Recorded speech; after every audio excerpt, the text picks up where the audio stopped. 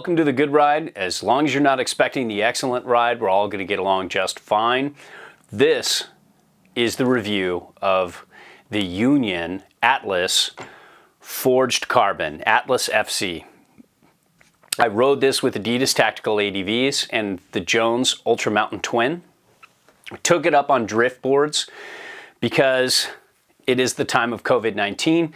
The lifts were not available at the time I got these bindings, so I used my drifts, got it in some good spring conditions at the top and some rough, gnarly, bumpy, ugly conditions at the bottom. To give you a quick summary, take the Union Atlas and just stiffen the hell out of this. Just make it super carbony, and you have the Atlas FC. I'm going to be comparing it against the Falcor and the Atlas. These are probably two of the bindings that are closest to this guy in Union spectrum. When talking about weight, the Atlas FC is a little lighter than the Atlas. It comes in at 2 pounds with the inserts in. The Atlas comes in at 2.2 pounds on my scale. And then if you want the lightest, the Falcor comes in at 1.8 pounds on my scale. So these are all with inserts in, discs and inserts. So they're all pretty light, but this isn't the lightest in the bunch. This is. Now let's talk about Highback Flex. I mean, there's no flex. There is none. It's the stiffest Union binding binding Highback I think I've ever felt. There's no give. Now compare that to the Atlas. I can just bend this thing back even with my thumb and twist. This has no bend, this has no twist. The Falcor seems mellow and soft in comparison to this, even though it's way stiffer than the Atlas. You can see there's just a touch of give at the top, right where it bites into your calf, which makes it comfortable for me, and there's somewhat of a twist there. So if you want a very stiff Highback and you don't ever have issues with calf bite, this could work. So in terms of flex underfoot and butterability, this is probably the binding in the line that stiffens up the board the most underfoot and probably feels the least buttery.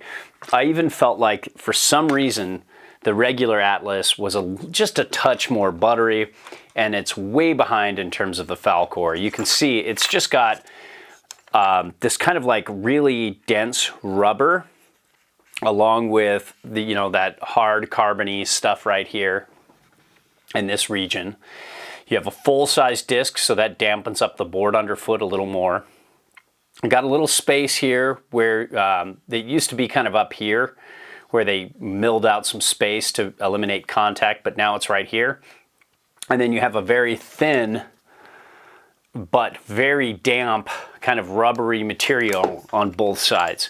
So this is all about response and not really about butterability. It's still not bad though for what it is. It's just not as good as the Falcor and other mini disc bindings or even the Atlas or the Force.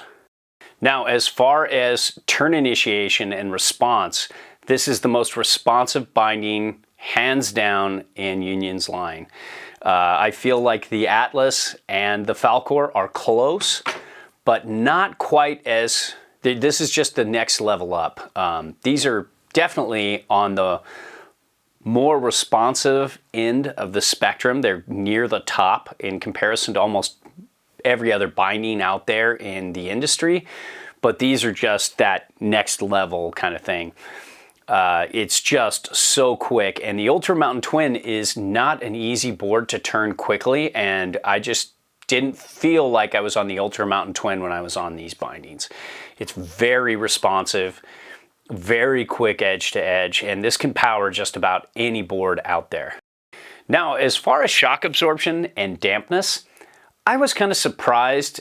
Initially, I thought these were pretty damp, very close to the Atlas, but I actually feel like the Atlas, with this kind of less stiff material throughout the binding, the little bit of extra weight seems to dampen up the ride a little bit more. These are still damper than most of the old kind of ultra bindings in Union's past, but I did notice that with the Ultra Mountain Twin going through uneven terrain that I felt a lot of chatter. I felt more chatter than I normally would when I had the Atlas on. So that was kind of interesting. That's one of the prices you pay for all that carbon and all that kind of like ultra light, ultra stiff tech. It's just so stiff, it just doesn't have any give. So it's still pretty damp. I mean, this rubber along the bottom dampens up the ride pretty well, but if you want more damp, more shock absorbent, you want these. This is the dampest. This has more butterability, but that kind of dense EVA foam slash kind of rubbery kind of thing on the bottom really dampens up the ride too. Now, in terms of support, the new straps this year are great.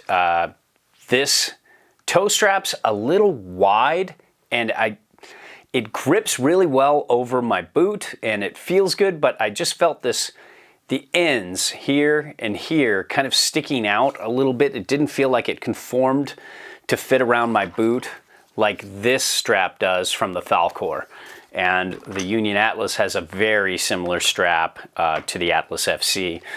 But so I like this older strap a little better, but it's still doing its job really well, and it's great in that way. Then the ankle strap, I really like this over last year's straps. It's just soft, but big and supportive. It has the surface area, about the same surface area of the strap that's now on the Force that was on the Atlas, and it just feels a little softer in the edges, so it just conforms with the forward flex of your boot really well, and I like that a lot. When it comes to the ratchet system, I've noticed that all the ratchet ladders are a little thinner and a little softer than last year. They still just have excellent glide and everything, but I do prefer that little bit thicker ladder. It's just a little easier to guide in and work, but it's far from being a deal breaker. So still an excellent ratchet system, one of the best in the industry. Now, as far as adjustability goes, getting your boot dialed out to this binding is pretty good, especially for their kind of ultra and high-end bindings. Union used to really not do a good job with that when you got past a certain price point. As you got into the ultra light and ultra expensive, they started to shorten you on adjustability. Nowadays, it has about the same, maybe even better than the Falcor, and it's not quite as good as the Atlas, but pretty close. First off, a couple things I don't like. This gas pedal, I love that it's adjustable, but I hate this. This screw comes out for like no reason whatsoever. And this year they've added 2 pads. And one thing I forgot to mention in response, this arrived with a soft, white, softer EVA foam pad to give you a little bit more of a smooth response, but it's still so ultra responsive, and a stiffer EVA foam pad to give you even more response. And I wonder if they're going to do that with the Atlas as well. I only got this one with the Atlas, but now they have both of these. So now you have a lot of pieces involved in getting this gas pedal to work, and that can be kind of frustrating. But I love that you have an adjustable gas pedal and an adjustable heel loop, so you can pull this in and out and get your boot centered on the binding and therefore center it on the board. And when you can do that, then you can use these discs that come with this new thing that's really cool. Like, this is the washer, and it just kind of slides each way, and you can turn the discs, instead of turning them heel to toe, you can turn them sideways because you're centered on board and your boot's centered in the binding. And you can slide it tip to tail and get really good stance width adjustability. You can see here that up close, they don't have a single channel down the middle now, but there's only a small part in the middle that breaks it up. So there's still very good adjustability sliding it backwards and forwards. You have toolless ankle strap adjustability. Everybody has that. Some even have better versions of it, but it totally works. It's easy. Sometimes I can even do it with my gloves on.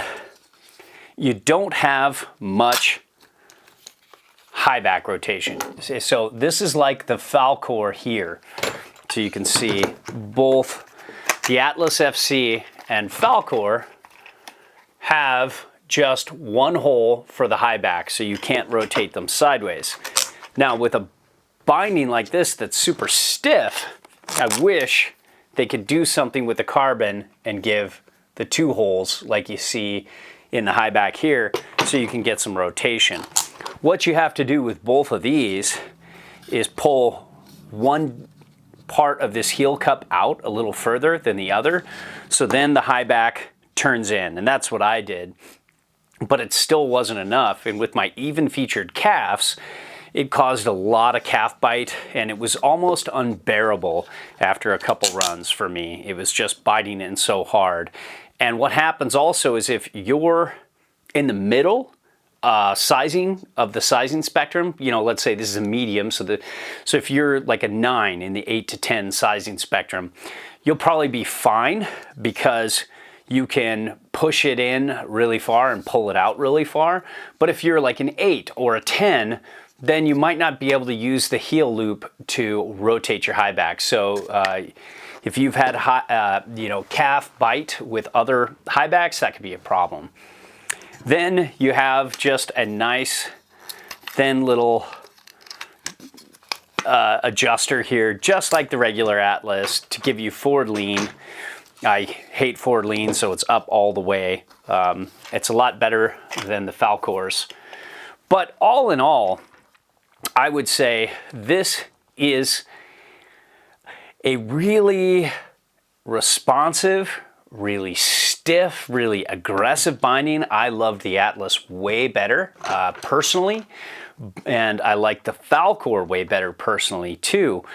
But overall, I think if you want ultra stiff and really light, maybe not as light as the Falcor, but close, and you want lots of response, and response is more than anything, you have a very hard board to turn, then this could work for you.